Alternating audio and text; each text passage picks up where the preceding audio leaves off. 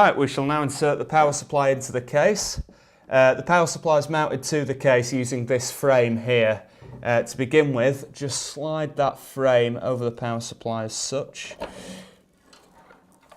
Then it will fit like that.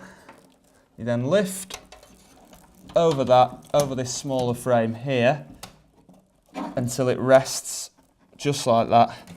Press down and screw in here, here, and then round the other side, just here and here, the opposite sides.